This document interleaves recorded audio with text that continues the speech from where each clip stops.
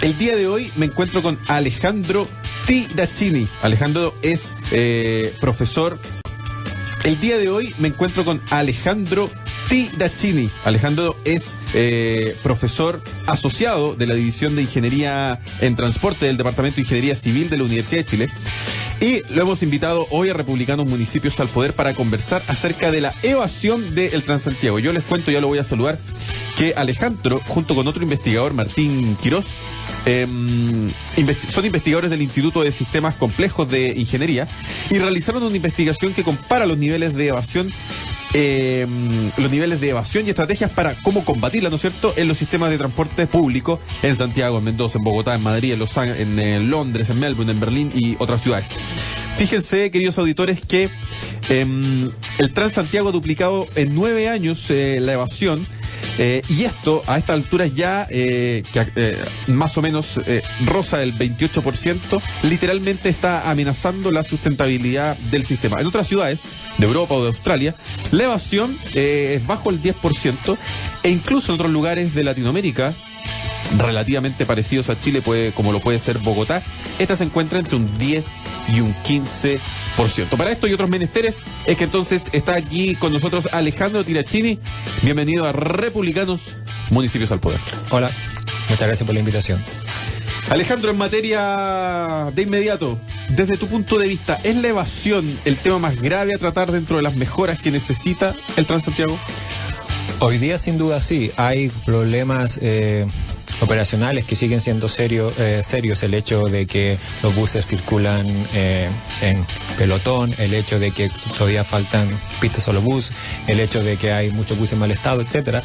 Pero desde un punto de vista financiero, sin duda tener una evasión del 30%, que es lo que sucede hoy día, según el último informe del Ministerio de Transporte, es por lejos el problema más grave, y es ahí a donde se debe enfocar los esfuerzos para mejorar el sistema.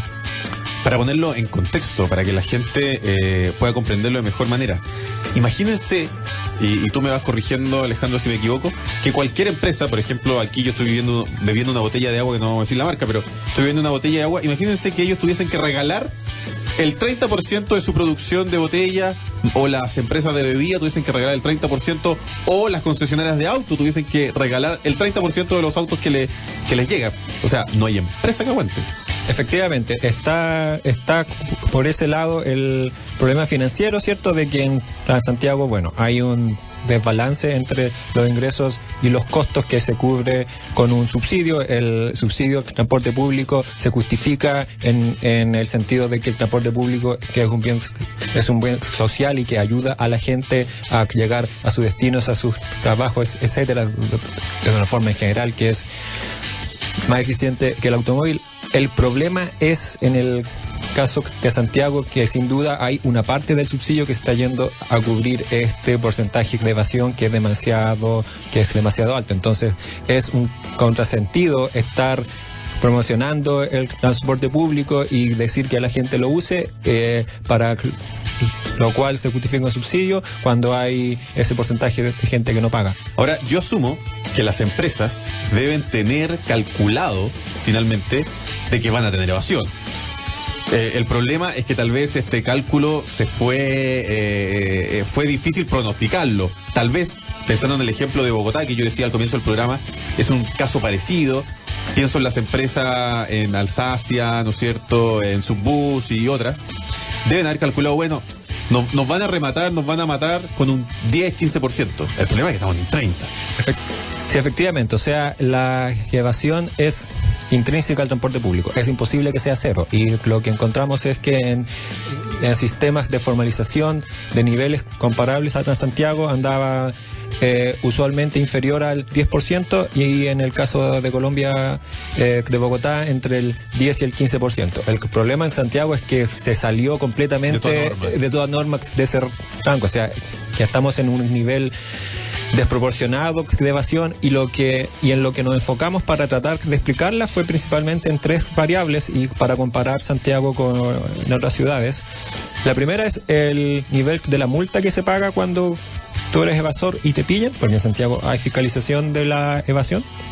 La segunda es la probabilidad de que te pillen, la probabilidad de que te fiscalicen, básicamente, porque la decisión de una persona de evadir o pagar depende de, primero, qué tan probable sea que me van a fiscalizar, y segundo, si me han de pillar haciendo este ilícito, cuál va a ser el castigo que yo voy a tener, que en el caso de Santiago y en las ciudades que encontramos es una multa en dinero, ¿cierto? ¿Cuánto es en Santiago aproximadamente? Es alrededor de 67.000 pesos. Ah, no deja de ser. Es, de hecho, nuestra primera conclusión al comparar Santiago con el resto de las ciudades es que la multa en Santiago no es baja, es de hecho es de las más altas que encontramos, y en la razón de la multa sobre la tarifa es la más alta de todas las ciudades que comparamos. Sin embargo, Santiago tiene el nivel de evasión más alto, por lo tanto, la multa no es por sí sola, no es un buen predictor de los niveles de evasión, o dicho de otra forma, en Santiago no es un buen desincentivo para que la gente deje de evadir.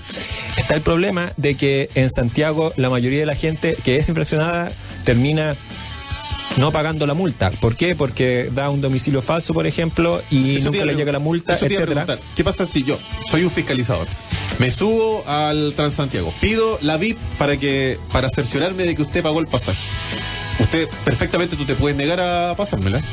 Y si me la pasas, te pido, y me doy cuenta de que no pagaste. Te pido tu nombre, te pido tu carnet de identidad, te pido tu domicilio.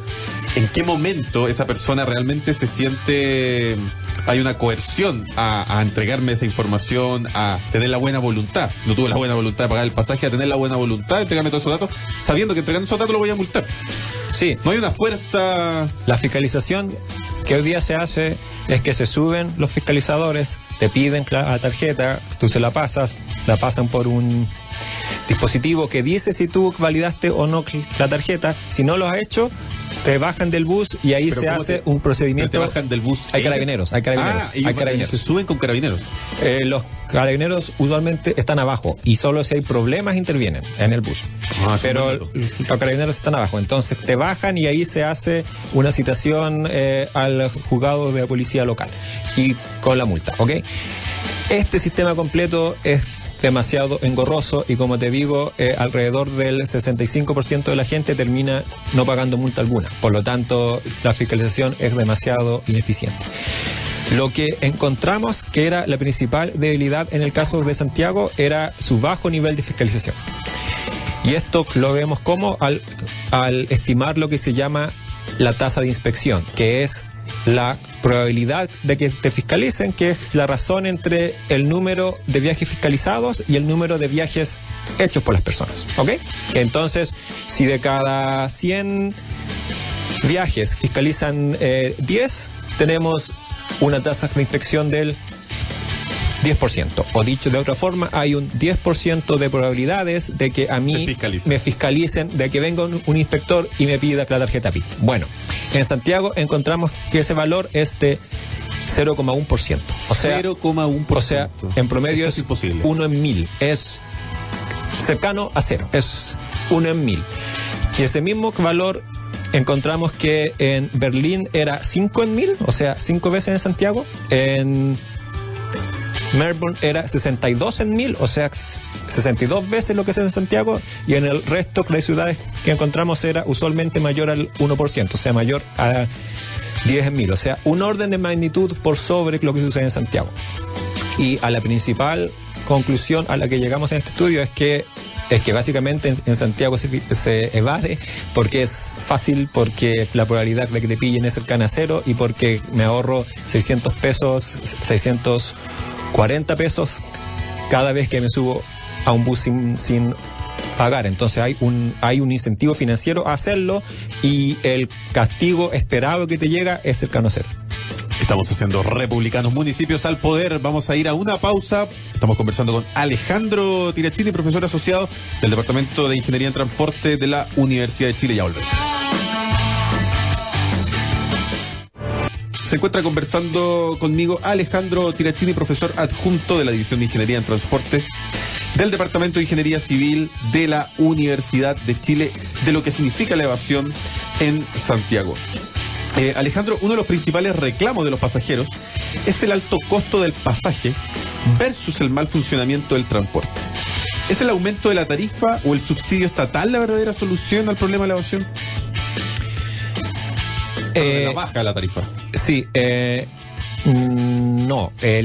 A ver, lo que estudiamos para ver el impacto de la tarifa en las personas es una variable que se llama el gasto en transporte, en el que lo que se estima es cuánto se gastaría de los ingresos de un hogar en Santiago si es que hubiese 2 adultos que hacen 2 viajes al día, ¿ok?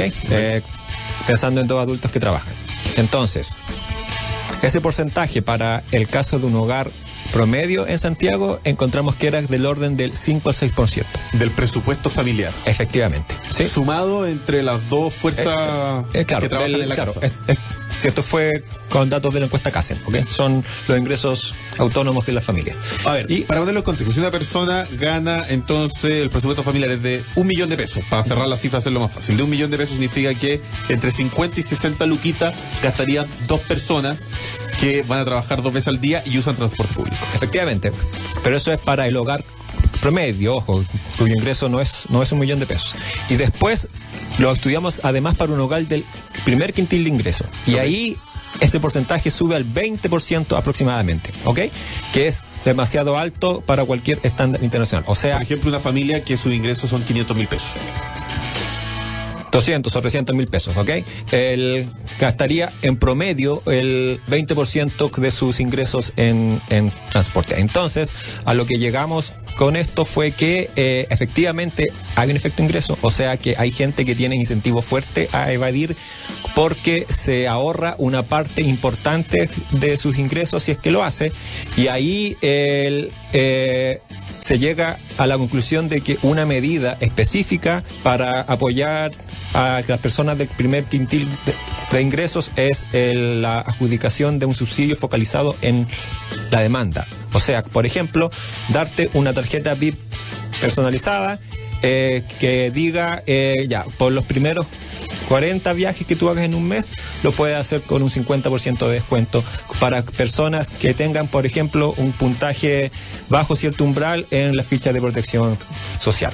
Entonces, el subsidio a la demanda se justifica por el hecho de que para la gente más pobre que de Santiago el transporte es demasiado caro, pero eso a su vez no justifica el aumento en la evasión, porque lo que encontramos es que este gasto en transporte se ha mantenido más o menos constante en estos 9 años de Transantiago. ¿Por qué? Porque si bien ha subido la tarifa, los ingresos de las personas han subido más o menos en la misma proporción. Sin embargo, la evasión se ha duplicado. Por lo tanto, no es el hecho de que la tarifa sea alta lo que ha explicado el aumento en la evasión. Hay un problema, entre comillas, por llamarlo de alguna forma, de mala fama del Transantiago, que la gente se hizo una idea, porque ciertamente los primeros años fue bastante desastroso. Yo, la verdad, me sincero, no soy muy usuario del Transantiago. En general ando en moto, que es un sistema de transporte para la ciudad de Santiago harto cómodo, le cuento a los auditores. Y cuando ando en Transantiago, finalmente ando en metro. La micro la uso harto poco. Pero tengo la impresión de que ha mejorado desde el inicio, ha mejorado en el trazado de los recorridos y ha mejorado sobre todo en la cantidad de buses, ¿no es cierto?, que participan de ese mismo recorrido. En el fondo, los tiempos de espera también han bajado harto. Pero así todo, se quedó instalada esta mala imagen del Transantiago y la gente le hizo la crulla, ¿o no? Sí, hay un tema de mala calidad de servicio que persiste. O sea, como tú dices, ya el sistema sí es mejor con respecto al 2007 y 2008, pero sigue con fallas que son realmente inexcusables para el nivel de subsidio que tiene el sistema. Pero eso en ningún caso es excusa para evadir. O sea, yo entiendo... No, yo jamás lo excusaría. Sí, es que hay gente que lo usa como excusa. O sea, yo llevo hablando de evasión como 2 meses con esta investigación y lo primero que sale es, oye, mejórenme el sistema antes de, y eso es la excusa más mala que existe.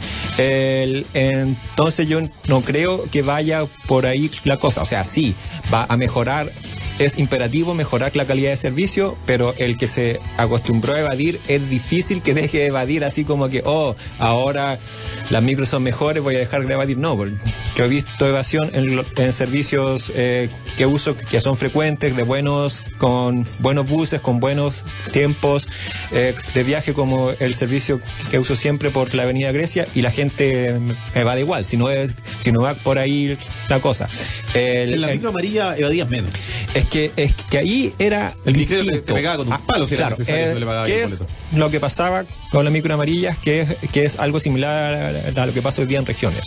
Es que el conductor recibe el dinero en efectivo y sus ingresos dependen de qué tanto dinero recaude. Por lo tanto, ahí había otro tipo de evasión, que era la evasión que se daba Que el conductor no te da boleto. cuando estudiantes o gente más pobre le pide al conductor que lo lleve por 100 pesos o por 200 pesos, que eso era la evasión que existía con Transantiago, con las micro amarillas, y ahí el conductor se echaba esa pata al bolsillo, por lo tanto ganaba el conductor, ganaban los pasajeros y el que perdía era el dueño de la micro, básicamente.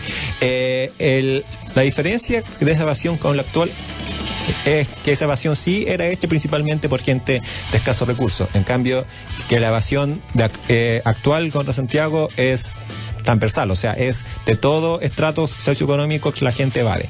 Y lo que nosotros encontramos... No está concentrado en algún lugar específico. No, en absoluto. O sea, sí, hay un estudio que muestra, por ejemplo, que la evasión es mayor en aquellas comunas con un ingreso promedio menor, ¿ok? Sin embargo, existen todas las comunas y existe en todas las clases sociales. O sea, hay gente que evade, hay mucha gente, hay miles de personas que evaden no por necesidad, sino que por costumbre, porque les gusta evadir, porque es una protesta contra Transantiago, una protesta contra el gobierno. Hay miles de razones que la gente puede dar, y ahí hay un tema interesante, que es un estudio sociológico a fondo que no se ha hecho, que es realmente entender las raíces de este fenómeno, que por supuesto van mucho más allá del sistema de transporte, porque es un problema social y es un problema de familia, de sociedad que se enquistó en Santiago.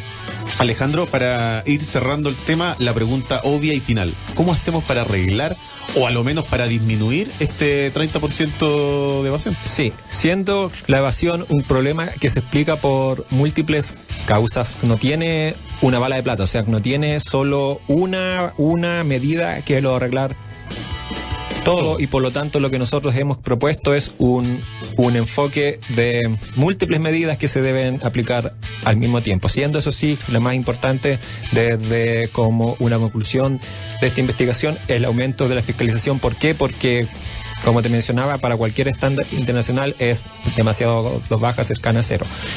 Otra es una campaña de concientización social para que la gente sepa realmente cuánto daño le hace al sistema este cúmulo de acciones individuales que al final terminan siendo el 30% del total.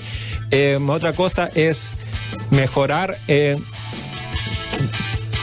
no es subir la multa, sino que mejorar la efectividad de su aplicación, o sea, que la gente realmente la pague, etcétera, y hacer un estudio a fondo para entender realmente las razones que están detrás de los evasores, más allá de las percepciones de lo que la gente escribe en las redes sociales, etcétera, porque eso no tiene valor científico. Alejandro Tirachini, profesor asociado de la División de Ingeniería de Transporte del Departamento de Ingeniería Civil de la Universidad de Chile, estuvo conversando con nosotros hoy día en Republicanos Municipios al Poder. Yo te cuento que si quieres que tu empresa cuente con el más moderno, amplio y comprometido sistema de seguridad, no olvides preguntar por GZ Seguridad, porque ellos son el verdadero símbolo de tranquilidad. Ven y atrévete a comenzar un nuevo proceso. Universidad Autónoma de Chile te invita a ser parte de su programa de doctorado, magíster y diplomados. Más información en www.uautónoma.cl. Posgrados de la Universidad Autónoma de Chile, más universidad. Y por último, los mejores remates, los mejores precios, la mejor calidad, la mejor variedad. Sí, y también los mejores productos los encuentras en Remates Marini, que es un mundo de negocios. Síguenos en nuestras redes sociales, seguimos conversando ahora mismo por ahí, @republicanocl en nuestro Twitter, y también nuestro WhatsApp más 569-863-03-711. Alejandro, muy amable por venir a Republicanos. Con gusto, muchas gracias.